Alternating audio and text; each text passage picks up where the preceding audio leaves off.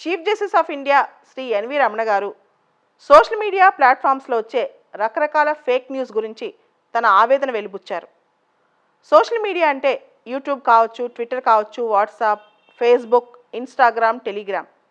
వీటిలో మనం షేర్ చేసే న్యూస్, చెప్పే న్యూస్ ఎంతవరకు నిజమో తెలుసుకోకుండా ఫేక్ న్యూస్ కానీ, పోస్ట్ ట్రూత్ కానీ, ఆల్టర్నేటివ్ ఫ్యాక్ట్స్ కానీ షేర్ చేయడం వల్ల ప్రజల అభిప్రాయాలపై ప్రభావం చాలా పడే అవకాశం ఉంది.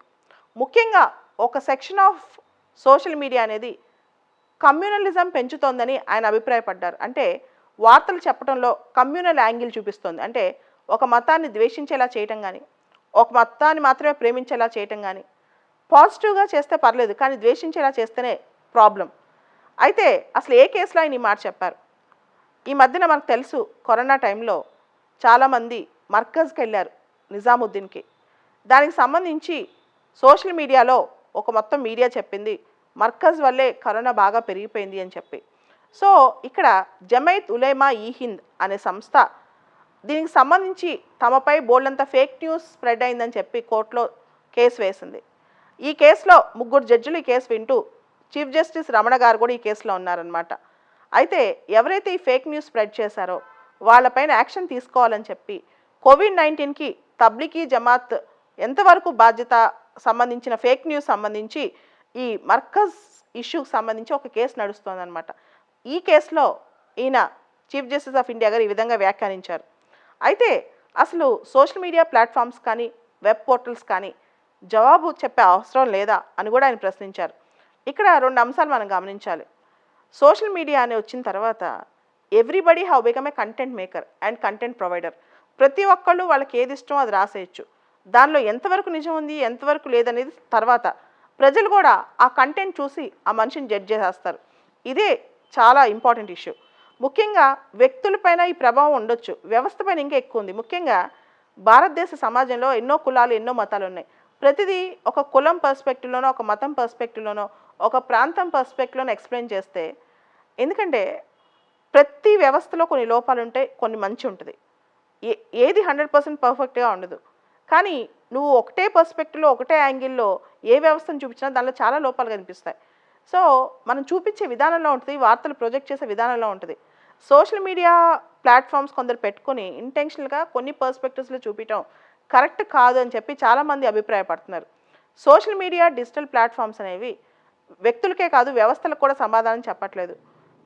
ఉదాహరణకి జ్యుడిషియరీ మీద ఏమైనా ఒక పోస్ట్ పెట్టేసేసి నెగిటివ్గా, తర్వాత జ్యుడిషియరీ దాన్ని క్వశ్చన్ చేసినా ఎవరు రెస్పాండ్ అవ్వట్లేదంట. అటువంటి పరిస్థితి ఉంది.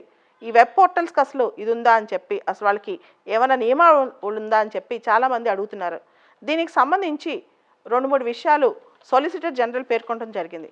భారతదేశంలో కొత్తగా ఐటీ రూల్స్ 2021 వచ్చాయి, ఇన్ఫర్మేషన్ టెక్నాలజీ రూల్స్. అదేవిధంగా cable television networks amendment rules కూడా వచ్చాయి. So cable television network amendment rules వచ్చాయి, ఐటీ రూల్స్ వచ్చాయి. ఈ ఐటీ రూల్స్ ప్రకారం ఓటీటీ ప్లాట్ఫామ్సే కాదు, వెబ్ పోర్టల్స్ వీటిని కూడా వాళ్ళు తప్పు చేస్తే ముఖ్యంగా వాళ్ళు స్ప్రెడ్ చేసే న్యూస్ను క్వశ్చన్ చేయొచ్చు అని చెప్పి. అయితే కమ్యూనల్ విషయాలే కాదు, అంటే మతపరమైన విషయాలే కాదు, కొత్త కొత్త స్టోరీస్ అలేయటం, ప్లాంటింగ్ స్టోరీస్ అంటాం. They are publishing planted stories అనమాట. అంటే ఒక స్టోరీని క్రియేట్ చేసి దాన్ని పబ్లిష్ చేసేస్తారు, ఒకరికి వ్యతిరేకంగానో, ఒక వ్యవస్థకు వ్యతిరేకంగానో. దీనివల్ల ఎవరు బాధ్యత తీసుకోవట్లేదు, సరిగ్గా రెస్పాన్సిబిలిటీ కూడా తీసుకోవట్లేదు. భవిష్యత్తులో ఫ్రీడమ్ ఆఫ్ ప్రెస్ అనేది మనందరికీ తెలుసు. Everybody have freedom of speech and expression. It is our fundamental right. Article 19(1)A. ప్రతి ఒక్కరికి భావ వ్యక్తీకరణ హక్కు ఉంది, అది మన ఫండమెంటల్ రైట్ ఆర్టికల్ 19(1)Aలో. అయితే 19(2)లో దాని రిస్ట్రిక్షన్స్ కూడా ఉన్నాయి. రిస్ట్రిక్షన్స్ చాలానే ఉన్నాయి. Sovereignty of India, security of the state, friendly relations with the foreign states, decency, morality, incitement of an offence, contempt of court, public order, ఇలా చాలా ఉన్నాయి. అంటే నీకున్న భావ వ్యక్తీకరణ హక్కు అనేది కొంతవరకే, దానికి కొన్ని పరిమితులు కూడా ఉన్నాయి. అది ఫండమెంటల్ రైటే కావచ్చు. దాంతోపాటు freedom of press versus unadulterated news. అంటే నీకు పత్రికా స్వేచ్ఛ, కానీ కల్తీ న్యూస్ ప్రతిరోజు ప్రజల మైండ్లోకి ఎక్కించమని కాదు. పత్రికా స్వేచ్ఛ అంటే అన్అడల్టరేటెడ్ న్యూస్ అంటాం దీన్ని. అంటే perfect news, pure news, genuine news, factual things. అంతేగాని ఇంటర్ప్రిటేషన్ సిస్టమ్స్ చేసి దాన్ని యూట్యూబ్ ఛానల్లో పెట్టేసి ఫైనల్గా ప్రజల్ని మభ్యపెట్టాలని మాత్రం ట్రై చేయకూడదు.